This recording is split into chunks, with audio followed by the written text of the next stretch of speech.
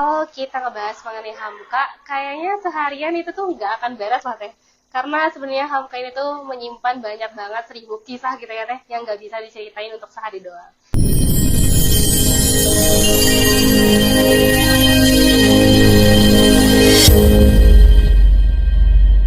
Halo Sobat Cemis, selamat datang di Hamka Podcast Studio. Podcast yang menemani kamu untuk terus belajar, berkembang, dan menambah ilmu yang insya Allah bermanfaat. Perkenalkan, aku Nadia Catur Artanisa yang akan menemani Sobat Cemis pada episode spesial kali ini. Dan aku nggak sendirian sekarang, aku ditemani oleh sosok inspiratif Ketua Umum Hamka yang dikenal humble, visioner, dan super aktif. Langsung aja kita perkenalkan Teh Yunias Mahatifa. Halo Teh Media ya. Halo juga sobat kemis yang ada di rumah. Oke, mungkin perkenalan dulu mungkin ya Teh ya? Iya. Oke, halo sobat kemis, perkenalkan aku Yunias Mahatifa dari semester 6. Alhamdulillah sekarang Yuni diamanahin sebagai Ketua Umum Himpunan Mahasiswa Pendidikan Kimia periode 2025-2026. Oke, langsung aja ya Teh. Kali ini kita bakal bahas topik yang super penting dan pastinya relate bagi semua bagi semua orang dan apalagi buat para mahasiswa. Yang judulnya juga udah diwakili oleh pemateri kita ya. Cewek bisa jadi pemimpin. Oke, langsung aja nih Teh. Sebelum masuk ke cerita kepemimpinan Teteh, mungkin banyak ya Teh yang penasaran apa sih Hamka itu sebenarnya Teh? Oke, kalau kita ngebahas mengenai Hamka, kayaknya seharian itu tuh nggak akan beres lah Teh. Karena sebenarnya Hamka ini tuh menyimpan banyak banget 1000 kisah gitu ya Teh, yang nggak bisa diceritain untuk sehari doang. Tapi di sini tuh Hamka ini tuh ada sedikitnya gitu ya Teh, sebagai Himpunan Mahasiswa Pendidikan Kimia, sebagai suatu forum ataupun suatu wadah, di mana kita juga menyediakan program kerja yang insya Allah akan menyusung dari visi dan misi di Hamka periode sekarang. Dan tentunya Hamka juga ada program kerja, salah satunya itu ada USO Unit Semi Otonom, yang insya Allah tuh dari USO ini tuh teman-teman mahasiswa-mahasiswi pendidikan kimia yang punya minat dan bakat gitu ya, baik dalam penulisan, kemudian dalam cabang olahraga juga nih Teh, karena kalau ngelihat gitu ya Teh, dari mahasiswa pendidikan kimia itu banyak banget yang jago untuk aktivis dari olahraga Teh. Jadi kita juga sebagai forum untuk menyediakan fasilitas tersebut, gitu sih. Nah, kalian tahu kan sekarang Cemis Yuni itu menjadi Ketua Umum Hamka yang pastinya keren banget ya. Nah, kira-kira berawal dari mana sih Teh Teteh sampai bisa berdiri di titik ini? Oke, kalau misalkan kita mengenang dari sebelum-sebelumnya gitu ya Teh ya. Kalau misalkan untuk dari mana prosesnya, mungkin itu tuh cukup panjang banget karena sebelumnya juga dan alhamdulillahnya di sini Yuni hampir 3 periode yang ada di Hamka gitu ya, cukup lama banget. Awalnya tuh di semester 2 Yuni sebagai staf ahli dari divisi PAO atau pengembangan aparatur organisasi, kemudian di semester 4 sebagai sekretaris dari divisi PAO juga. Dan dari semester sekarang, semester 6, alhamdulillah diamanahin dan dikepercayain sebagai Ketua Umum dari Hamka itu sendiri. Kan. Jadi sebenarnya ada step by step gitu kan, nggak langsung sebagai Ketua Umum. Wah, luar biasa ya, tapi aku yakin banget sih kalau dibalik kepercayaan itu tuh pasti ada tantangan yang kamu hadapi. Boleh dong ceritain apa sih tantangan Teteh yang dihadapi selama menjadi ketua? Oke, sebenarnya kalau ngebahas mengenai tantangan, jadi seorang pemimpin itu nggak gampang gitu ya, ya. Banyak banget struggle ataupun jalan alur-alur yang harus dilaluinya gitu oleh seorang pemimpin. Nah, untuk tantangan mungkin dari awal ini tuh, karena Hamka juga ada 62 orang, dan setiap kepala atau setiap orang tuh punya karakteristik yang cukup beda banget. Jadi itu menjadi suatu tantangan banget gitu ya, Teh. Gimana caranya menghadapi ataupun menjadi pendengar yang baik gitu Teh bagi 62 orang dari mahasiswa yang ada di organisasi Hamka. Dan juga ada tantangan juga sih Teh, karena kita juga sebagai mahasiswa pendidikan kimia dan tentunya tuh tugas-tugasnya tuh cuman lumayan numpuk gitu ya Teh, apalagi semester atas tuh banyak banget tugas-tugasnya dan sekarang tuh lebih ke fokus ke mencari judul proposal itu tuh menjadi struggle banget dan susah banget gitu Teh menjadi tantangannya. Dan di sini tuh lebih tepatnya tuh gimana caranya kita tuh untuk memanage waktu antara tugas dari perkuliahan dan juga gimana caranya dari tugas dari organisasi. Itu sih tantangannya. Banyak orang yang takut masuk organisasi yang mikirnya aku takutnya nggak bisa ngebagi waktu buat diri sendiri gitu ya teh.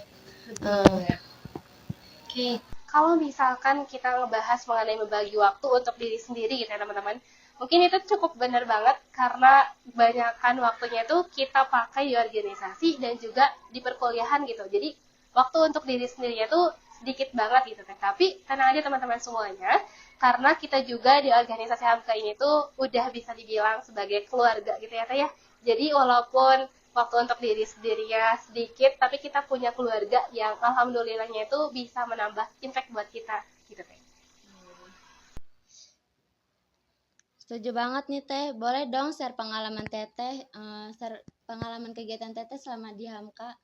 Oke, kalau pengalaman kayaknya lumayan banyak ya, karena aku juga udah 3 periode, udah terlalu banyak banget di HAMKA-nya gitu.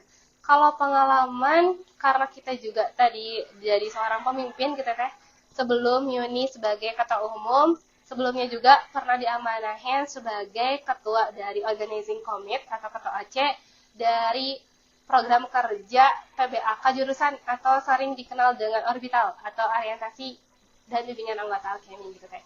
Terus pengalamannya juga dari periode kemarin pernah melaksanakan suatu kegiatan ada Expo Pendidikan Kimia Teh. Jadi Expo ini tuh ada seminar, ada isinya tuh seminar, kemudian ada pameran-pameran di mana mahasiswa-mahasiswi dari pendidikan kimia ini tuh memamerkan gitu Teh hasil karyanya gitu. Jadi kita tuh sebagai mahasiswa tuh bukan hanya soal tugas-tugas aja gitu ya, tapi mengenai ataupun membuat sesuatu juga, insya Allah kita bisa gitu Teh. Jadi bisa berdampak juga bagi masyarakat gitu sih. Wah merinding banget ya teh, impactnya tuh real banget dari mahasiswa buat masyarakat. Boleh nih kalau ngomongin soal pemimpin perempuan, teteh punya nggak sih sosok inspiratif? Sosok inspiratif gitu ya. Kalau misalkan ngelihat gitu ya, kayaknya lebih banyak banget sosok inspiratif yang ada sekarang-sekarang gitu ya Teh. Tapi lebih ke sosok inspiratif zaman dulu sih Teh ya. Waktunya zaman Rasulullah SAW. Sosok inspiratifnya tuh kita bisa kenal dari Siti Khadijah. Beliau itu tuh kan sebagai pemimpin saudagar gitu ya Teh, yang dikenal saudagar kaya banget. Tapi beliau sebagai pemimpin tersebut tuh dikenal dengan dermawan, kemudian baik hati.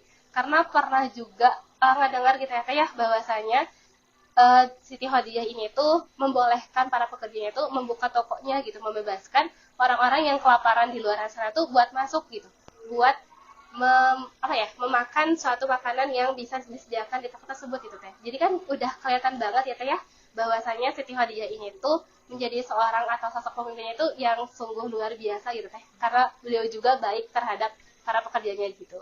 Kemudian sosok yang kedua tuh ada Siti Aisyah, karena beliau juga dikenal dengan intelektual yang cukup luar biasa.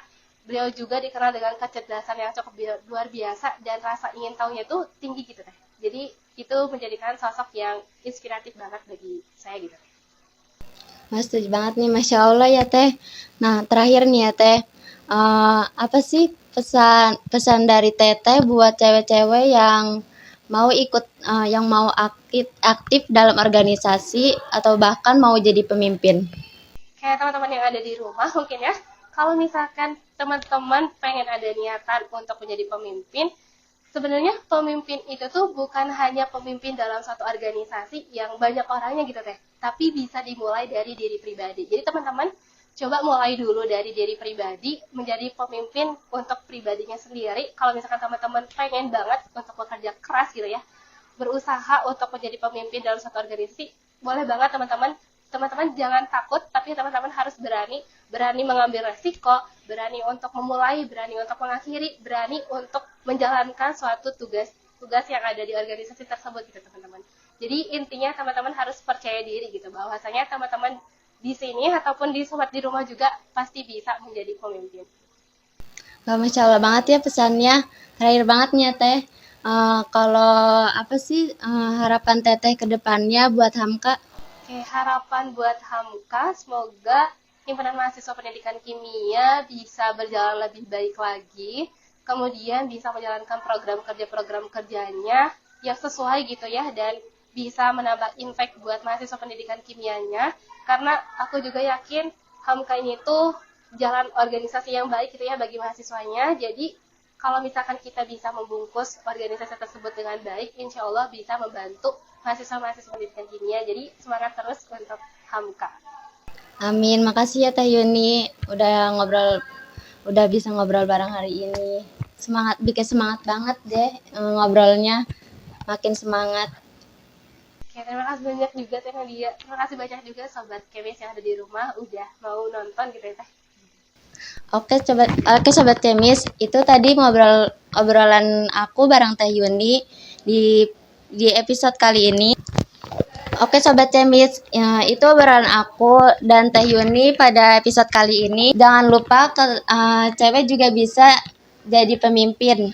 Kita semua punya potensi, tinggal mau dikembangkan atau tidak. Karena kamu bisa dan kamu layak. Dan sampai jumpa di episode selanjutnya. Banyak ya Teh Nadia. Makasih juga ya Teh udah bisa bergabung di podcast ini.